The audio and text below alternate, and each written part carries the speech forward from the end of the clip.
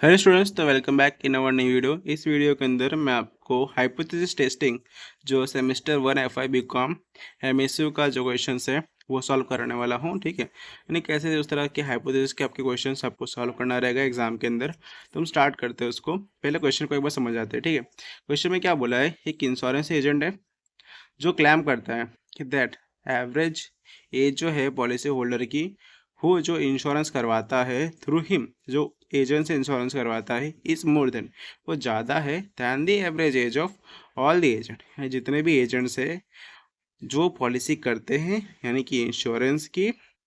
ठीक है, उनके एज ज़्यादा है फ्रॉम जो इंश्योरेंस करवाते हैं। ठीक है, वो क्या बोला है कि 13.5 ऑन एन एवरेज एज होता है। ठीक है, एक रैंडम सैंपल है यानी एन हमारा 100 हो गया।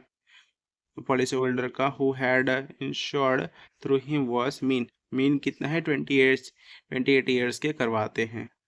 ठीक है, और स्टैंडर्ड डेविएशन दे दिया गया है, टेस्ट बोला है 5% लेवल ऑफ सिग्निफिकेंस पे, और टेबल पे वैल्यू दे दिया है। अब वो सब सम से ऐड करने से पहले आपको थोड़ा सा वर्ड बता दो। अगर क्वेश्चन के अंदर क्लैम वर्ड लिखा है ना, तो ये हमारा दो, इसमें दो तरह के हमें फ्रेम करना रहेगा सेंटेंस। ठीक है, देखो इधर लिखा हुआ है, एक नल हाइपोथेसिस है, दूसरा एक अल्टरनेटिव हाइपोथेसिस है। ठीक है, ये दोनों में फ्रेम करना पड़ेगा। अब हमें कौन सा सेंटेंस यानी क्या चीज़ हमें लिखना है। ठीक है, जैसे इसमें लिखा है claim is true, claim is not true, ये पता कैसे चलेगा क्या लिखना है। तो मैं आपको बताऊं, अगर क्वेश्चन में नल हाइपोथेसिस लिखा है ना, सॉरी सॉरी सॉरी, अगर क्वेश्चन में क्लैम वर्ड लिखा है ना, क्लैम वर्ड, तो ये नल हाइपोथेसिस में लिखा जाएगा, यानी जो क्लैम करने के लिए बोला है वो सेंटेंस। ठीक है, जो चीज क्लैम करने के लिए बोला है वो सेंटेंस नल हाइपोथेसिस में लिखा जाएगा। इसमें क्या बोला था कि क्लैम करने के लिए कि एवरेज एज जो है पॉलिसी होल्डर का इस वो ज्यादा है फ्रॉम द ऑल एजेंट। तो ऐसा हम क्या बोल सकते हैं कि हाँ, उतना एज में है, क्लैम वर्ड आया, तो हम इसमें किस में लिखेंगे, नल हाइपोथेसिस में लिख देंगे कि हाँ ये ट्रू है, ये जो स्टेटमेंट जो हम प्रूव करना चाहते हैं वो ट्रू है, ऐसा लिख दो। और अल्टरनेटिव में उसका अपोजिट कर दो कि क्लैम ये ट्रू नहीं है। ठीक है, और म्यू हमारा इधर मिल गया था कि म्यू 30.5 है, तो उसको इक्वल कर दो, करके कर दो। और इधर मोर देन बोला था ना, तो मोर देन की सिंबल लगा दो कि एच नॉट, सॉरी इधर एच नॉट ये होगा और ये H1 है, ये इधर क्वेश्चन प्रिंट आउट गलत है। ठीक है, प्रिंट आउट गलत है। ठीक है, और मीन हमारा 28.8 हो गया। इतना खाली आपको समझना है, बहुत सारे क्वेश्चन है ऐसे भी होगा। मैं आपको नेक्स्ट क्वेश्चन दिखाता हूँ। इसमें भी क्या होता है, इसमें अगर देखो टेस्ट वर्ड लिखा है, टेस्ट वर्ड लिखा है ना, तो ये अल्टरनेटिव का आएगा, यानी ये जो सेंटेंस है ना फिर अल्टरनेटिव में लिखेंगे इधर करके। इसमें नहीं लिखा है कोई बात नहीं, बट इधर करके लिखना रहता है। ठीक है, और फिर इसका अपोजिट ऊपर कर दो। ठीक है, जैसे इसमें अगर होगा इंक्रीज वर्ड लिखा है, ठीक है, तो इंक्रीज किस साइड आता है, इसी साइड आएगा। ठीक है, तो वो इस साइड किया गया है और इस साइड इक्वल टू कर दिया है। मेनली ना मैं बोलूँ ना, अल्टरनेटिव जो हाइपोथेसिस होता है ना, उसमें इक्वल टू ही साइन आता है। ठीक है, इसमें भी इक्वल टू है, और नेक्स्ट भी अगर मैं आपको करूँ तो उसमें भी इक्वल टू ही होगा। देखा, एग्जाम्पल 3 के अंदर भी इक्वल टू ही है। ठीक है, उसी तरह से सब में मोस्टली हो सकता है इक्वल टू ही आए। ठीक है, ज़्यादातर इक्वल टू आता है। ठीक है, जैसे इधर भी मैं दिखा देता हूँ, एग्जाम्पल नंबर कौन सा ये 5 है, इसमें भी इक्वल टू है। ठीक है, इसी तरह से रहता है। तो इसको सम को चलो सॉल्व करते हैं, इस तरह से करना रहेगा। आप समझोगे कि नल हाइपोथेसिस और अल्टरनेटिव हमें हाइपोथेसिस में लगाना क्या है। और अब आपको पता चल चुका है कि एन हमारा क्या है, 100 है, और फिर हमारा मीन है वो भी 28.8। हैंडराइटिंग में थोड़ी ख़राब है, थोड़ा एडजस्ट कर लेना। ठीक है, फिर स्टैंडर्ड डेविएशन 6.35 है। अब मैं को आपको एक और ट्रिक बताता हूँ। ये सब वैल्यू हमें मिला, तो हमें किससे क्या पता चल रहा है कि ये कैसे पता चला कि हमें कि ये हमारा ये सैंपल का है। इसमें सैंपल वर्ड लिखा है, ऐसा देखो, लिखा है सैंपल वर्ड, नहीं लिखा है, सिर्फ स्टैंडर्ड डेरिवेशन लिखा है, और इधर सिर्फ सैंपल 100 लिखा है। वो सैंपल तो समझ आते हो कि एन है, सैंपल साइज है हमारा। ठीक है, सैंपल साइज है, तो पता कैसे चलता है कि ये हमारा ये, अगर ये क्वेश्चन में पूरा एक लाइन में दिया है। ठीक है, ये क्वेश्चन पूरा एक लाइन में दिया है। ठीक है, एक फुल स्टॉप से लेके दूसरे फुल स्टॉप तक पूरा क्वेश्चन लाइन में, और उसी लाइन के बीच में अगर स्टैंडर्ड डेविएशन आ जाता है, तो सैंपल के साथ में स्टैंडर्ड डेविएशन आ जाता है, तो मेनली एस होगा। ठीक है, सैंपल का होगा, और स्टैंडर्ड डेविएशन ये क्या होगा फिर, अननोन होगा। ठीक है, कैसे होगा, अगर ये पॉपुलेशन का, पॉपुलेशन कैसे डिनोट करते हैं, इस तरह से डिनोट करते हैं पॉपुलेशन को, ठीक है, इस तरह से पॉपुलेशन डिनोट होगा और फिर हमारा ये नोन हो जाएगा। अगर पॉपुलेशन का हमारा और स्टैंडर्ड डेविएशन दोनों सेम आता है तो ये नोन होगा। सिंबल देखो, सिंबल देख के समझ आएगी, ये दोनों सेम है, पॉपुलेशन का और पॉपुलेशन और नोन का स्टैंडर्ड डेविएशन दोनों सेम है तो ये नोन हो जाएगा। और सैंपल है और इधर स्टैंडर्ड डेविएशन है तो ये अननोन हो जाएगा। ठीक है, ये से आपको समझाने के लिए बताया कि नोन और अननोन कैसे हो रहा है। ठीक है, एक ट्रिक है, एग्जैक्ट इसके पीछे लॉजिक नहीं जानना चाहता है, ठीक है, जो लोग उसके लिए है। ठीक है, और नेक्स्ट आपको बता दो कैसे सम करना है।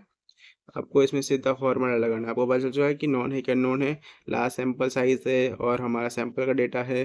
अगर आप ये टेबल भी देखोगे तो इस पर क्या बोला है, आपका अननोन है, आपका साइज क्या है, लार्ज है।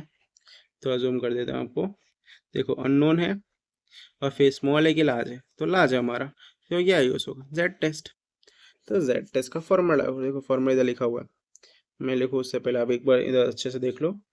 ठीक है, जेड कैलकुलेट करके है एक्स बार माइनस म्यू नॉट करके फिर एस और डिवाइड बाय एन। ठीक है, ये है फॉर्मूला हमारा। ठीक है, तो इसमें भी क्या करना है, इसे वैल्यू पुट करना है। मीन कितना है हमारा 28.8 माइनस कर दो म्यू नॉट से। अब म्यू नॉट कहाँ से मिलेगा, म्यू नॉट हमारा पहले मिल गया था 13.5। ठीक है, उससे हमें माइनस कर देना है 13.5 से। और फिर हमारा एस क्या है, एस तो हमें दे रहा 6.35, तो 6.35 उसको फिर डिवाइड कर दो, डिवाइड एन आ रही हमारा 100, फिर उसका रूट यानी ये फिर 10 हो जाएगा। डायरेक्ट भी करना चाहो तो कर सकते हो। ठीक है, फिर आप इसका माइनस प्लस करोगे तो आपको 6.77 वैल्यू मिल जाएगा 2 पॉइंट करके। मैं बता देता हूँ कैलसी पे, कुछ लोग बोलोगे कैलसी पे दिखाओ। ठीक है, तो क्या था हमारा क्वेश्चन, हाँ 28.8 माइनस 13.5, तो ये 1.7 आएगा।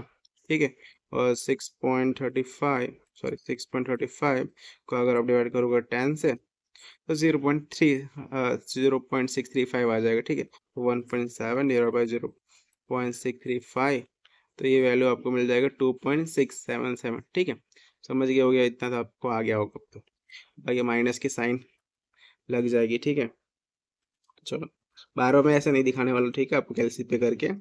ये फर्स्ट क्वेश्चन था, इसके लिए दिखा दिया साइन कहाँ से है, क्योंकि समझ देना जो 13 है वो बड़ी वैल्यू है, सो बड़ी वैल्यू की साइन आई है। ठीक है, इतना बेसिक फर्स्ट क्वेश्चन है, इसलिए बता रहा हूँ। फिर रिजेक्शन क्राइटेरिया लगाएंगे। रिजेक्शन क्राइटेरिया भी अब बताता हूँ कैसे डिपेंड करता है कि कौन सा रिजेक्शन क्राइटेरिया आएगा। रिजेक्शन क्राइटेरिया इसके अंदर एच नॉट, इफ रिजेक्ट कर दो एच नॉट अगर modulus of Z calculate, modulus close of Z calculate ज़्यादा है फ्रॉम जेड टैप से, है ना, जेड टेबल की जो वैल्यू है उससे जो हमारा जो ये आया है जेड कैलकुलेट वो वैल्यू ज़्यादा है, तो इसको रिजेक्ट कर दो। ठीक है, आपको बताता हूँ ये कहाँ से आता है, ये डिपेंड करते हैं ना इस पे। देखो आपका ये क्या था, अननोन है और लार्ज डेटा है। ठीक है, अननोन है और लार्ज डेटा है और इसमें हमारा कौन सा बनेगा, ये साइन चेक करो, साइन कौन सा है इसमें, ये इस साइड की साइन है। ठीक है, 13 है। ठीक है, ये वाली साइन आएगी। ठीक है, साइन देख रहे हो, ये साइन आएगी तो इस तरह से होगा। और फिर इसके अंदर हम ये वाला फॉलो करेंगे, ये वाला जो आता है ना method, result calculate is more less than from Z alpha. ठीक है, ये वाला यूज करेंगे तो ये इतना आपको पता लगेगा कि रजिस्ट्रेशन क्राइटेरिया कौन सा लगाना है। तो अगर आपको ज़्यादा दिमाग भी नहीं खाना है, रजिस्ट्रेशन का पता भी नहीं करना है ना, तो एक और ट्रिक आपको मैं बताता हूँ कि इधर जो साइन दिख रही है ना आपको, ये वाली, सिर्फ उसको डाल दो, ये ऊपर जो था, ठीक है, वो ऊपर के अकॉर्डिंग ही सेम कर दो, सेम आएगा। ये इस तरह से खाली खोटा गलत लिखा है, इस तरह से ऊपर जैसा है वैसे नीचे भी कर दो, मोर देन के साइन लगा दो और पता करो कि जैसे इस टेबल की वैल्यू दी थी 1.645 है, तो 1.645 से अगर आपकी वैल्यू जो है ये फाइंड करने पे छोटी आती है, जेड कैलकुलेट की वैल्यू जो आप टेबल की वैल्यू से छोटी आती है, तो आप इसको एक्सेप्ट करोगे। ठीक है, देखो देखो मैं दिखाता हूँ, जो सॉरी टेबल की वैल्यू है, ठीक है, टेबल की वैल्यू आपकी, ठीक है, टेबल की वैल्यू के अंदर आता है, अगर अंडर आता है आपका z कैलकुलेट कर लो, तो आप इसको क्या करोगे, एक्सेप्ट करोगे, ठीक है।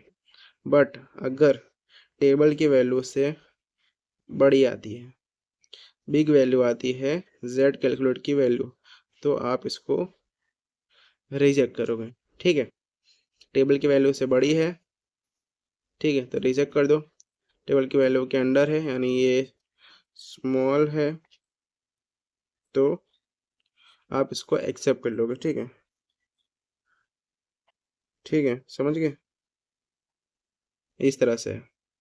तो इसमें देख लो कि 2.677 वैल्यू जो है वो छोटी होती है फ्रॉम 1.645 से, ठीक है। तो क्या आएगा, हाँ ठीक है, तो हम इसको रिजेक्ट कर देंगे। So we reject H naught, ठीक है। ये देखो क्यों रिजेक्ट किया, आप बोलोगे आपकी इसकी जो वैल्यू आई है वो तो 2.677 है, ठीक है।